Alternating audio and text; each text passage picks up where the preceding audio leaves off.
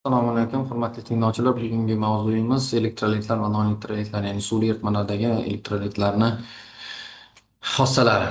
Demak, birinchi eslashimiz kerak bo'lgan narsa bu demak bizani kimyoviy bog'lanish turlari bilan tanishib chiqqanmiz va bularni eslashimiz kerak. Demak, kimyoviy bog'lanishning turlari mavjud, ya'ni kovalent bog'lanish. Bu demak elektron juftlari hisobiga hosil bo'ladigan bog'lanishga kovalent bog'lanish deb ataladi va kovalent bog'lanish turlari mavjud edi, ya'ni qutbli va qutbsiz. Bilamizki, qutbli bog'lanishli moddalar demak suvda eruvchanligiga qarab turib, demak qutbsizlari qutbsiz erituvchida eriydi, ya'ni qutublilari qutbli erituvchilarda eriydi. Mana endi bog'lanishlarning turlari demak kovalent bog'lanish qutbli va qutbsiz bo'lmagan. Demak, umumiy elektron juftlari yordamida hosil bo'lgan bog'lanishlar. Ion bog'lanish bu elektrostatik tortishuv natijasida ionlar o'rtasida hosil bo'ladigan bog'lanishdir. Aynan mana shu qutbli kovalent bog'lanish va ionli bog'lanish moddalarida demak elektrolitik xususiyat, ya'ni eritmalarda erigan paytda demak dissosialanish xususiyati mavjudligi aniqlangan. Demak, esga tushirib olishimiz kerak. Elektr toki nima edi? Qaysi moddalar elektr energiyasini o'tkazishga qodir? Qaysi zarrachalar, ya'ni yarim o'tkazgichlik xususiyati bor? Ionlar nima? Demak, elektr toki bu zaryadlangan zarrachalarni bir tomonlama oqimiga elektr toki deyiladi. Demak, elektr toki o'z navbatida ikkiga bo'linadi, ya'ni doimiy va o'zgaruvchan elektr tokiga. Endi ionlar demak bu atomlarni elektron olgandan keyin yoki elektron bergandan keyin hosil bo'ladigan zaryadli zarrachalarga demak biz ionlar deb ataymiz. Ionlar molekula va atomlardan farqli o'laroq ionlar zaryadli zarrachalar hisoblanadi. Demak, ba'zi bir ion tuzilishli moddalarni kristal tuzilishi bilan tushuntiriladi. Ya'ni ularda demak ionlar o'sha kristal panjaralarning tugunlarida elektrostatik tortishuv natijasida ma'lum bir holatda egallab joylashgan bo'ladi. Quyida siz hozir natriy xlorni kristal tuzilishini ko'rmoqdasiz. Demak, ko'rib turibsizki, bu yerda bitta natriy atomining atrofida 6 ta xlor yoki bitta natriy xlor atomining atrofida 6 ta natriy ionlari joylashganligini ko'rishingiz mumkin. Suv molekulasi qutbli molekula hisoblanadi.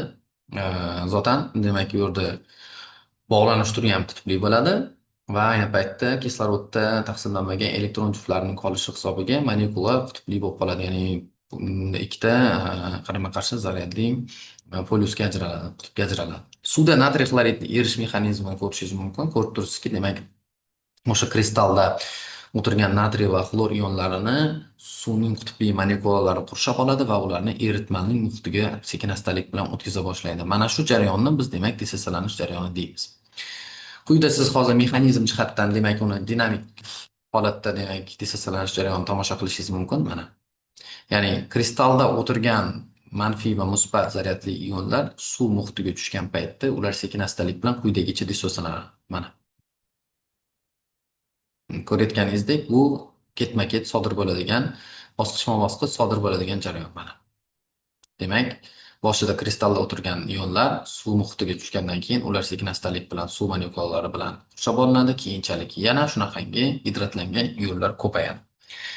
Demak, qutbli vodorod xlorid molekulasini ajralish dissosialanish sxemasini ham xuddi shu yo'sinda tasavvur qilishimiz mumkin. Demakki, bundan kelib chiqadiki, hatto xlorid kisati ham elektrolit hisoblanar ekan. Demakki, uni suvli eritmasi elektr tokini o'tkazadi. Barcha moddalarning elektr tokini o'tkazmasligini quyidagi uskuna yordamida aniqlashimiz mumkin. Demak, bu yerda ko'rib turibsizki, elektrolit eritmasi yoki suyuqlanmasi uchun maxsus idish, unga botirilgan elektrodlarni ko'rishingiz mumkin va lampochka. Demak, agar biz doimiy tokka o'ylagan paytimizda agar lampochka yonsa, demakki biz bilishimiz mumkinki, elektrolit eritmasi o'zidan tokni o'tkaza oladi. Agar lampochka yonmasa, demak u elektr tokini o'tkaza olmaydi, ya'ni noelektrolit hisoblanadi. Demak, eritmadagi moddalar elektrolitlar, bu suvli eritmalar yoki suyuqlanmasi elektr tokini o'tkazadigan elektrolitlar deyiladi. Elektrolit emas deyiladi. Suvli eritmasi yoki suyuqlanmasi elektr tokini o'tkazmaydigan moddalar, demak, elektrolit emaslar deyiladi. Elektrolitlar ion tuzilishli moddalar yoki qutbli kovalent bog'lanishga ega bo'lgan moddalar, demak, elektrolit hisoblanadi. Barcha kislotalar, asoslar, gidroksidlar, agar ular tuzlar suvda eriydigan bo'lsa, demak ularni elektrolitlarga kirgizamiz. Elektrolit emas moddalar, demak bular kovalent bo'lmagan, zaif qutbli kovalent bog'lanishga ega bo'lgan moddalarni demak biz elektrolit emas deymiz. Oddiy moddalar ko'pchilik vodorod, kislorod, azot singari moddalar va spirtlar, ko'pchilik organik moddalarni kiritish mumkin. Demak, elektrolitik dissotsialanish nazariyasida elektrolitik jarayonda suvda erigan paytda moddalarning ionlarga ajralish jarayoniga elektrolitik dissotsialanish deyiladi. Bu nazariyani birinchi marta demak 1887-yilda shved olimi Arrhenius tushuntirib bergan va fanga kiritgan. Demak, ko'rib turganingizdek bu elektrolit eritmasi idishga solingan va bu yerda lampochka ko'rganingizdek katod va anod suvga botiriladi. Demak, eritmadagi ionlar mustaqil holatda hozir joylashgan. Endi hozir biz uni tokka ulaymiz. Tokka ulagan paytimizda ko'rib turibsizki, manfiy va musbat qutblangan zarrachalar kationlar katod tarafga, anionlar anod tarafga qarab harakatlanadi va buning natijasida elektr tokining harakati vujudga kelib, lampochka demak yonadi. Agar chiroq shu yerda yonsa, demak bu eritmadagi erigan moddaning demak elektrolitik xususiyati mavjudligidan darak beradi. Endi mavzuga doir ba'zi bir savollarga javob berib o'tishimiz darkor bo'ladi. Demak, elektrolit bu demak o'zidan elektr tokini o'tkazadigan moddalar, eritmasi yoki suyuqlanmasi o'zidan elektr tokini o'tkazadigan moddalarga demak elektrolitlar deyiladi. No, o'tkazgich tushunchasi sal boshqacharoq. O'tkazgichlar demak ikki turga bo'linadi. O'tkazgichlar demak birinchi toifa va ikkinchi toifa.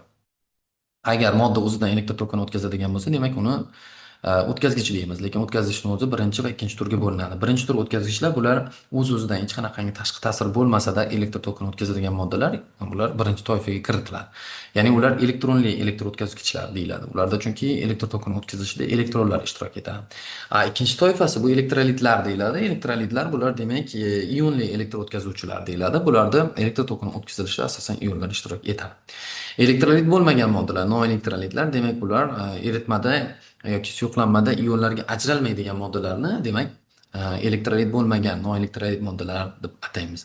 Dipol tushunchasi bu qarama-qarshi zaryadlangan qutblarga ega bo'lgan molekulalarga dipol deyiladi. Ya'ni suv molekulasini misol qilishimiz mumkin. Uni bir tarafi musbat, bir tarafi manfiy qutblangan molekuladan iborat deb qaraladi.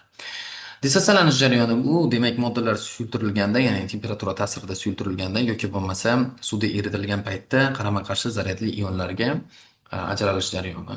Dissotsialanish, ionlanish jarayoni demak bu ionlarga ajralish jarayoni. Gidratlanish jarayoni ajralib chiqqan ionlarni suv molekulalari bilan qurshab olinish jarayoniga demak gidratlanish deb atalar ekan. Xo'p, demak, hozircha demak eritmalarning elektrolitik xususiyatlari bo'yicha mavzuyimiz qisqacha tafsili shu. Keyingi mavzularimizda hali bu tushunchalarga yana batafsil to'xtalib o'tamiz. Hammaga rahmat, sog' bo'ling, salomat bo'ling.